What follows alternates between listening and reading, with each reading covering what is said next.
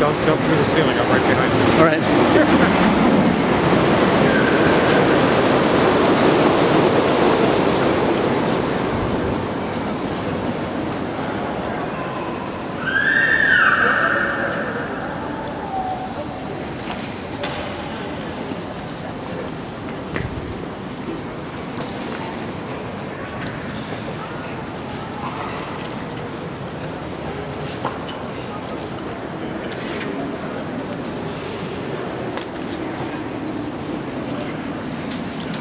Testing. Okay, well, thank you very much. We're going to make this very quick because you're not here to listen to me. My name is Jim Kidrick. I'm the president and CEO of UARS. Yeah, funny man. We're thrilled you're here. This is, once again, a very, very special evening for the Air and Space Museum, but also really for our community to bring in certainly one of our nation's real heroes. And I want to introduce the chairman of our board, who KCBQ Radio 1170, 6 to 9 in the morning, Mark Larson, to do some introductions. So thank you very, very much for coming, and we look forward to a wonderful evening. Thank you, Jim. That's Jim McKendrick, our president and CEO, who makes things work here. How many of you are here for the first time in our museum? Awesome. Welcome. Come back often. Those of you who have been here before know how this works. You love it. We love having you back. We just keep adding things all the time. If you haven't been to Ripley's, believe it or not yet, you'll be able to see Buzz on the moon in the eye of a needle in there. It's amazing. Absolutely true. You think it's believe it or not, and it's true. We also coordinate the flyovers. What's that? Yeah, he's getting small now. That's good. We love these kind of events where we have legends who come here and share with us and meet you. Something that is just part of the game here at the museum. We're about education, we're about inspiring next generations. As you find out from Buzz Aldrin, I mean, you know this, you saw him on Dancing with the Stars, or that Snoop Dogg. Snoop Dogg, he's Snoop Lion, I read the video. Yeah, you go wherever you need, there's whole new generations go, what did you do before you were on Dancing with the Stars, right? Paul McCartney, were you ever a band before the Beatles? It's the same thing. So, as you know, you have the books. Buzz has his new book, Mission to Mars, with Leonard David. And Leonard is a terrific space expert in his own right, veteran space journalist. He's been writing about the space industry for more than 5 decades. This book is published by National Geographic. I mean, this is heavy-duty stuff. And you've got one of the first copies tonight. And I will mention a little bit of housekeeping logistics after we do a little address the crowd, a little bit of Q&A, and then right about 6 o'clock, a little bit after, we will head over to the area in the back where Francis French, our fine director of education, is taking photos for the Secret Service apparently right now. And we will at that point come up and tell you if your ticket says Group A, Group B, however we have those numbers, it'll all make sense to you, so there won't be a giant feeding frenzy because we don't want our stars to get hurt. Okay, so that'll be good. It's like the Beatles again, it comes back. So at any rate, thank you for coming. We appreciate you being here. Come back often. Lori Brown is here representing State Senator Joel Anderson with a special commendation from Senator Anderson's office, one of the good guys up in Sacramento. And believe me, we need good men and women in Sacramento. Lori is here. And you don't have to read all the whereases.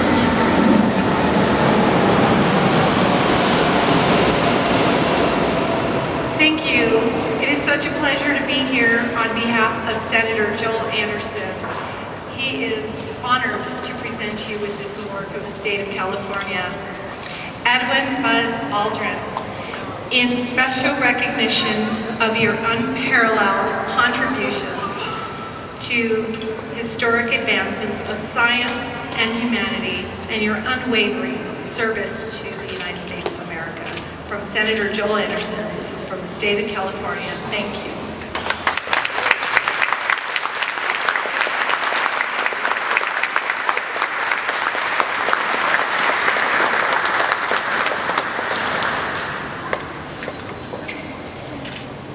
I always like to bring Sacramento up to date on the latest court decisions. It was at least 20 years ago that the court declared me, Buzz Aldrin, NMI, no middle initial. But I'm proud. Take that back in get that. That'll be good. All right, thank you. And it says Lifetime Achievement Award right there, and he's only halfway through his life. Thank you, Lauren.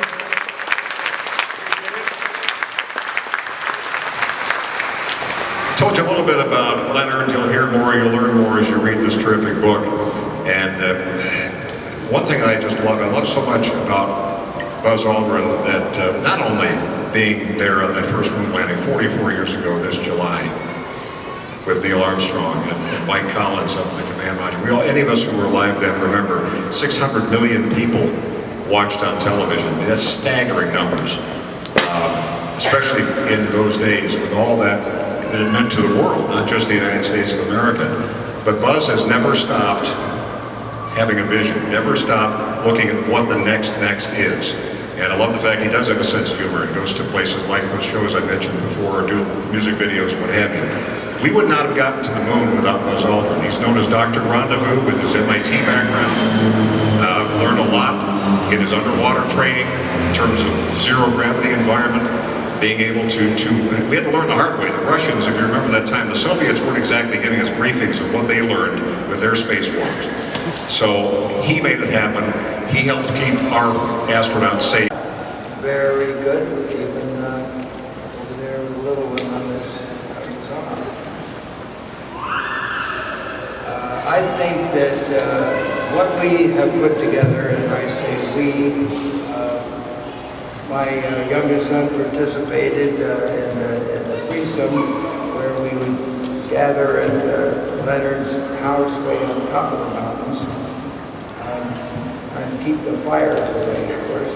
And we would work as to what we really wanted to get across in the book.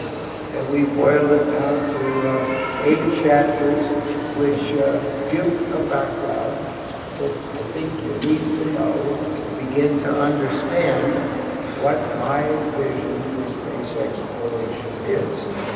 And we begin to spell out in several places of this some organizations. That's TV. We had the second accident in the shuttle system, Columbia, and most people agreed that now it is time to see an ending to that up and down in low Earth orbit. Let's get what we can out of the space station and then move our emphasis back to exploration. And so most people agreed that what should happen is to finish the space station, retire the shuttle orbiter, build the spacecraft necessary to go back to the moon by 2020. Most of us agreed that was a good thing to do. And I certainly went along with that. I wouldn't want at that time, where we just have experience in low gang, let's go to Mars. Well, we all have known that having been to the moon, the next major objective should be something to do with further out than that. And just what that should be and how it should happen is something that I've given tremendous thought to since those early days and since the definition of vision for space exploration to go back to the moon. I decided we needed something more than just exploration. We needed to, wherever we were going, to get the science out of it, to develop where we went, to find commercial applications. And if at all possible, all of these should contribute to the national security. So let me illuminate again 5 things of national policy that need to be a part of what is being put forth as what we should do in the future. Exploration, robotic and human, science, development, commercial, and security. You got a question? I got a question. let's rein you back in though a little bit and talk about what I think everybody remembers here. Being in San Diego was great for me because I grew up here and was here watching you step on the moon. But, you know, I think when you look at all the things that have happened in the space program over the 40, 50 years now, it's the seminal moment of you on the lunar landscape looking back at Earth. I always wondered whether or not you felt alone. You got mission control screeching in your ear, you got fans going in your suit. I mean, was there a moment where you thought, everybody that I know is on that planet, but I'm by myself here? What was that like? If I had been the only one up there, I really would have felt alone. But I knew I had one of the best test pilots that NASA could ever have selected in the second group, and he was the commander of the mission. Another member of the third group also had test pilot training, and he was the command module pilot, and he was the guy who was going to bring us back home. I felt pretty comfortable in not having to do all these things myself. I would do the best I could to help them out, be a team player, and encourage success everywhere I went. I was sort of the lunar module pilot, a specialist in what the lunar module capabilities were, so that I could help the commander execute his control. There was no kidding anybody that the co-pilot, called lunar module pilot, was going to fly that spacecraft and make a landing out of it. Nobody ever thought that. And if the commander had been disabled, we would have come back home again. I would not have been given the reason or given the opportunity to land. Not when you have a commander who's unable to. You're missing a very important part of that mission, so you come back home and let somebody else give it a try. What about the idea here that in the book you talk, we had a pretty good session here and we talked about the what ifs of the mission. What if we had fallen and torn a suit? There wasn't much chance of survival. If the one ascent engine didn't ignite, or if the onboard computer had a glitch, and you went on with a number of ifs. I mean, was it an iffy mission from the word go? Well, we had two big ifs that you just mentioned. We had a little glitch in the computer because it was trying to process too much information. It was trying to process the landing radar and put it into correcting the computer's knowledge of where we were. But I think the MIT guys failed to note that Dr. Rendezvous was going to be on this flight, and be damned if he was going to turn the rendezvous radar off. Because if we had to abort stage, we got to find out where Mike Collins is and go chasing after him, and we're not going to get home. And they didn't really anticipate that would happen. I don't know why. These MIT guys went to MIT. Yeah, you're an MIT guy. Okay, let's, you touched on something here about the moon. And in the book we talk about seeing the moon in a different light today. I mean, you saw it as this magnificent desolation. That was the most two powerful words put together. It's sort of like a Bob Dylan metaphor or something, you know, just two words that don't normally go together. No. And but today, when you think about what the future of the moon should be, we're very clear in the book about should we send U.S. taxpayer-supported astronauts back to the lunar surface. How do you see the moon today? Well, it certainly was still a magnificent achievement by humans occupying this earth for hundreds, thousands of years, progressing further and further up the ladder of progress of transportation capabilities. And here we are, not just airplanes in the air, but we got rockets that take us out of the atmosphere.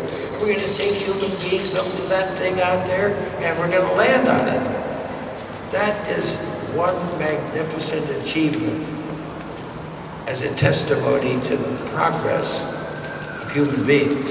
Not us, human beings, building the things that would enable us to get there. But then as I looked out to see what was in front of two human beings, it was the most desolate sight I could ever imagine. You can't create anything here on Earth as lifeless with no air. And yet you can see the horizon curving away from you. If there's a big rock out there, you can see it pretty clearly. And there's a black sky, so black, and yet you got the sunlight behind you. And a combination, you can't see any stars out there, it's just too bright. And the sun illuminates a plain gray surface. Little rolling hills where little pieces of fragments have added up over the thousands of years to be what we call the regolith, which is a churned up mixed collection of chunks of rock and dust that cover what geologists call bedrock underneath, and there may be 15, 20 feet of all of this churned up things that have impacted the moon over the millions of years. Very desolate. Okay, but today, getting back to the moon and how it can be used, but you want to see some prototyping of a lunar base using robotic landers and set up a test bed to get us on the course for Mars. And I think, I can't quite see what's going on here with the screen. Yeah, let me make sure I know what I'm talking about myself. There's nothing on there. You've been watching it for like 20 minutes? Okay. Here we go. I want to get to one particular picture because you and Obama butted up on the Air Force One. Pretty impressive. How many people have flown on the Air Force One here?